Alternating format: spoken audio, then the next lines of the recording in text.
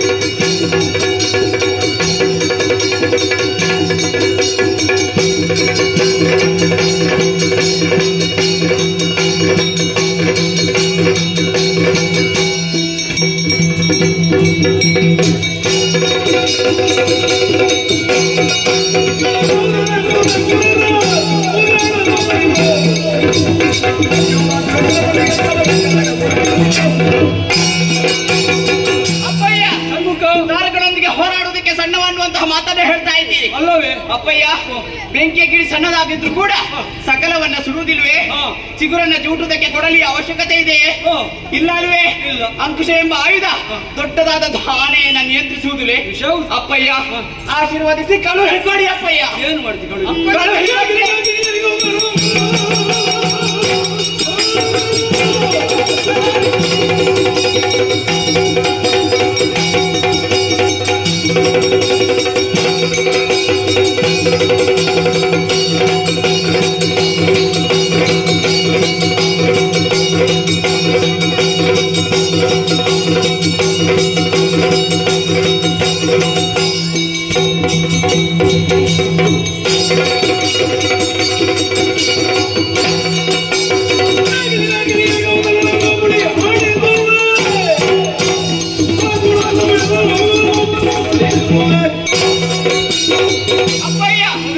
ಆಶೀರ್ವಾದ ಮಾಡಿ ಕಳುಹಿ ಕೊಟ್ಟಿರಂತಾದ್ರೆ ಯುದ್ಧ ಕ್ಷೇತ್ರದಲ್ಲಿ ಶಾಕಿನಿ, ಡಾಕಿನಿ, ಜ್ವಾಲಿನಿ, ಮಾಲಿನಿ ಮುಂತಾದ ಭೂತ ಕಣಗಳಿಗೆ ಔತಣವನ್ನ ನಾನು ಉಳವಡಿಸ್ತೇನೆ. ಸುಬ್ರಹ್ಮಣ್ಯ ಅಪ್ಪಯ್ಯ,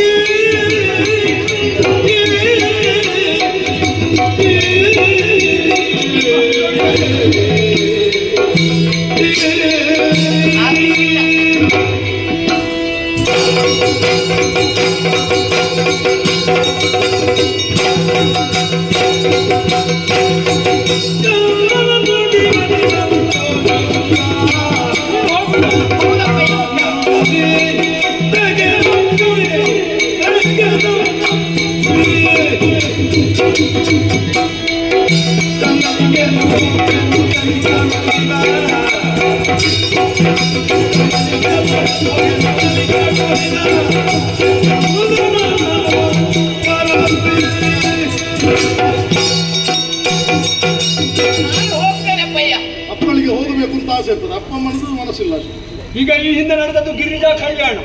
ಹೌದಾ? ಈ ಸಂತೋಷ ಸಮಾಧಾನ ನಿನ್ನಲ್ಲಿ ಇರ್ಬೇಕಿತ್ತು. ಈಗ ನೋಡಿದ್ರೆ ತಾರಕಾಸುರ ವಧೆಯಿಂದಾಗಿ ಲೋಕ ಕಲ್ಯಾಣ ಆಗ್ತದೆ ಅಂತ ಆದ್ರೆ ಕಳುಹಿ ಕೊಡುವುದಕ್ಕೆ ಸಿದ್ಧರಿದ್ದೇನೆ. ನಿಮಗೆ ಎಷ್ಟು ದಿನ ಆಯ್ತು ಗೊತ್ತಿದೆ ನಿಮಗೆ? ನೀವು ಕೇಳ್ತೀಯಲ್ಲ ಕಳುಹಿಸಿಕೊಳ್ಳಿಕ್ಕೆ 6 ಮತ್ತೊಂದನೇ ದಿನ. ವಿಶ್ವೇಶ್ವರನ ಯೋಗ್ಯತೆಯನ್ನು ಹಾಗೆ ನಾವು ಬಲ್ಲೆವು. ಅವನ ಮಗನ ಯೋಗ್ಯತೆ ಹೇಗಿರಬಹುದು? 7 ದಿನ ಹುಟ್ಟಿ 7 ದಿನ ಆದಷ್ಟೇ. ಆದ್ರಿಂದ ಜಾಗ್ರತೆಯಿಂದ ನೀನು ನೋಡಿಕೊಳ್ಬೇಕು. ಹೇಗೆ ಕಳಿಕೊಡುದಲ್ವ? ಖಂಡಿತ. ಯಾಕೆಂದ್ರೆ ಅವಳಿಗೂ ಸಮಾಧಾನ ಆಗ್ಬೇಕು. ಇದು ಕುಮಾರ, ಮಾತನ್ನು ಕೇಳೋದು ತುಂಬಾ ಸಂತೋಷವಾಯ್ತು. ದುಷ್ಟನಾದಂತಹ ತಾರಕನು ಲೋಕ ಕಂಟಕನಾಗಿ ಮೆರೆಯುತ್ತಾ ಇದ್ದ. ಹೌದು. ಇಂದ್ರನ ಪದವಿಯನ್ನು ಪುನಃ ಕೊಡಬೇಕಾಗುವುದು ನಿನ್ನ ಕರ್ತವ್ಯ. ಅದಕ್ಕಾಗಿ ದಿವ್ಯ ಆಯುಧವನ್ನು ನಿನಗೆ ಕೊಡ್ತಾ ಇದ್ದೇನೆ ಮಗು. ಈ ಆಯುಧದಿಂದ ಆ ಕಳನನ್ನು ವಧಿಸಿ ಬಾ. ಆಗಲಿ ತಾಯಿ. ಇನ್ನು ಕುಮಾರಸ್ವಾಮಿಯ ಬಗ್ಗೆ ನಿಮಗೆ ಆಲೋಚನೆ ಬೇಕು. ನನ್ನ ಜೊತೆಯಲ್ಲೇ ಬರುವುದು. ಹಾಗಾದ್ರೆ ನಿನ್ನ ಜೊತೆಯಲ್ಲಿ ಮತ್ತೆ ಅಲ್ಲೇ ಇದೆ. ಸ್ವರ್ಗದಲ್ಲಿ ನಿಲ್ಲಿಸಬೇಡ. ಕೈಲಾಸ ನಾನು ನಡೆದುಕೊಂಡು ಹೋಗುವುದಲ್ಲ, ನನ್ನನ್ನು ಎತ್ತಿಕೊಳ್ಬೇಕು. ಹೋಗುವುದಲ್ಲ. ಅಲ್ಲಿ ಕೇಂದ್ರದಲ್ಲಿ ನಾವು ಸುರಪಾಲ, ನಮ್ಮ ಮಗ ಚಿಕ್ಕವ, ಎತ್ತಿಕೊಂಡೇ ಹೋಗ್ಬೇಕು. ನಾವು ಕೂಡ ಕೆಳಗೆ ಇಳಿಸುವುದಿಲ್ಲ, ನಾವು ಎತ್ತಿಕೊಂಡೇ ಹೋಗುದಿಲ್ಲ. ಈಗ ಮಾತ್ರ ಎತ್ತಲಿಲ್ಲ ಅಷ್ಟೇ. ಎತ್ತಿಕೊಂಡ್ರೆ ಮಾತ್ರ ಅವಳಿಗೆ ಆನಂದ. ಆನಂದ ಆನಂದನಿಗೆ ಆನಂದ. ಹೌದು. ಬಾ ಬಾ ಬಾ.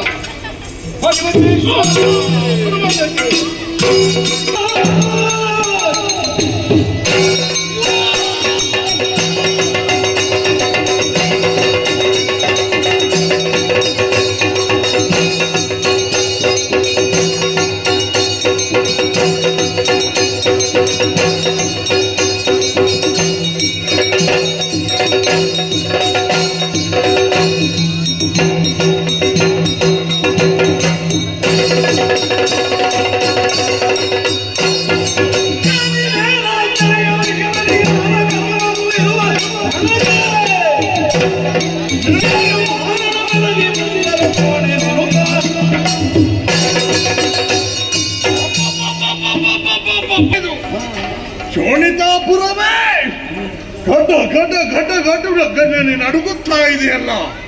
ಯಾರೋ ಒಬ್ಬ ಹುಡುಗ ದೇವೇಂದ್ರನ ಜೊತೆಯಲ್ಲಿ ಬಂದು ನಮ್ಮವರನ್ನೆಲ್ಲ ಕೊಂದಿದ್ದಾನಂತೆ. ಹಾಗಾದ್ರೆ ಹೀಗೆ ಬಿಡುವುದೇ? ರಥವನ್ನು ಏರಿದೆ, ಆಯುಧವನ್ನು ಹಿಡಿದೆ, ವಿಚಾರಿಸುವೆ.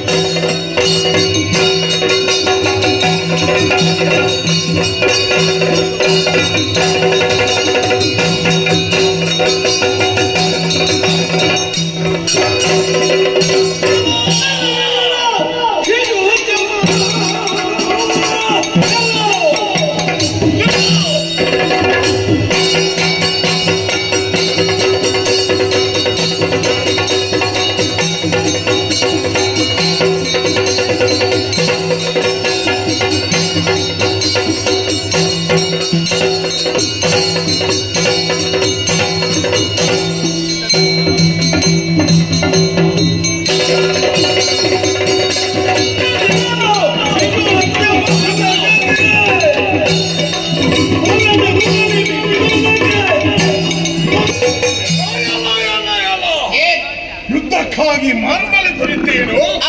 ಸಣ್ಣ ಹುಡುಗ ನೀನು, ನಿಲ್ಲು ನಿಲ್ಲು ನಿಲ್ಲು ಎನ್ನುವುದಾಗಿ ತಡೆದಿದ್ದೇನೆ. ನಿನ್ನನ್ನು ಒಮ್ಮೆ ಕಡಿದು ಬಿಸಾಡಬಹುದಿತ್ತು. ಆದರೆ ನಿನ್ನನ್ನು ಕಡಿದು ಬಿಸಾಡಿದ್ರಿಂದಾದ್ರೆ ಸಾಯಬಾರ್ದು. ನಿನಗೆ ಮುಂದೆ ಭವಿಷ್ಯತ್ತು ಇದೆ ಎನ್ನುವುದನ್ನು ಯೋಚನೆ ಮಾಡಿ ಒಂದು ಅವಕಾಶವನ್ನು ನಿನಗೆ ಕೊಡುವೆ. ನನ್ನಲ್ಲಿ ಯುದ್ಧ ಮಾಡದೆ ಬದುಕುವುದಕ್ಕಾಗಿ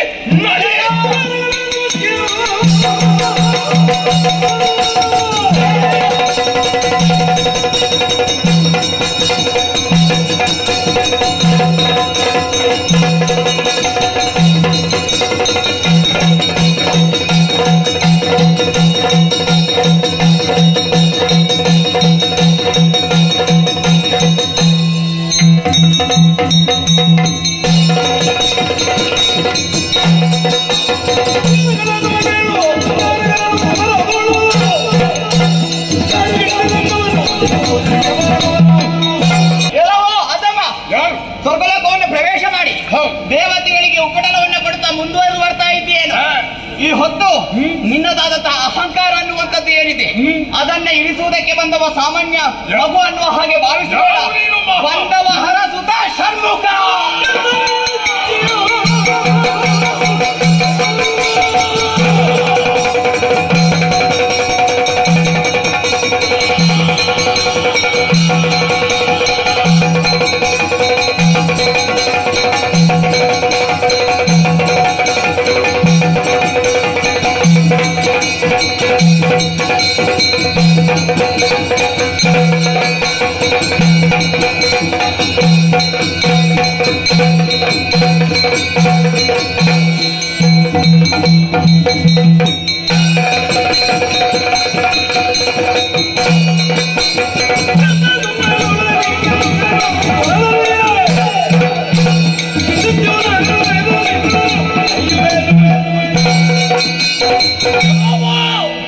ಷಣ್ಮುಖನೇನು ಹರಕುಮಾರ ನಿಜ. ಯಾರೇ ಇರ್ಲಿ, ನೀನು ತನ್ನ ಮಗು ಎನ್ನುವುದು ನೆನಪಿರಲಿ. ಎಲ್ಲ ಹುಡುಗ, ನನಗೆ ಶಿಶು ಹತ್ಯೆ ದೋಷ ಬಂದರೂ ತೊಂದರೆ ಇಲ್ಲ. ನಾನು ಮಗು ಅಂತ ನೋಡ್ಲಿಕ್ಕಿಲ್ಲ. ಕಣ್ಣಿನಲ್ಲಿ ರಕ್ತ ಇಲ್ಲದ ಜಾತಿ. ನಾನು ಕಡಿದ ಬಿಸಿಲ.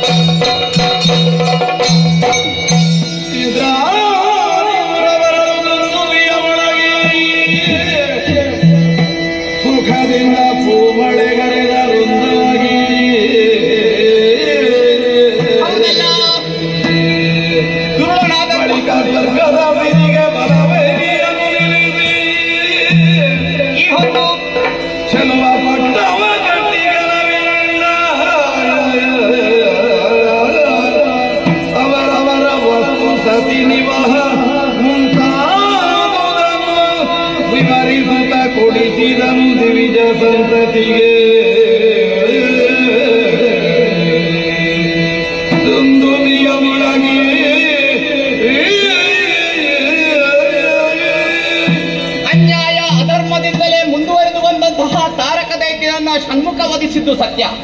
ದೇವತೆಗಳೆಲ್ಲ ಈ ಹೊತ್ತು ಸಂತೋಷವನ್ನುಗೊಂಡು ವೀರ ದುಂದುಬಿಯನ್ನ ಮೊಳಗುತ್ತಾ ಇದ್ದಾರೆ, ಹೂಮಳೆಯನ್ನ ಕೈಯುತ್ತಾ ಇದ್ದಾರೆ. ಸಂತೋಷದ ವಿಚಾರ ಅಪ್ಪನಲ್ಲಿ ಹೇಳಬೇಕಲ್ಲ, ತಡ ಮಾಡುವುದಿಲ್ಲ, ತೆರಳುತ್ತೇನಂತೆ.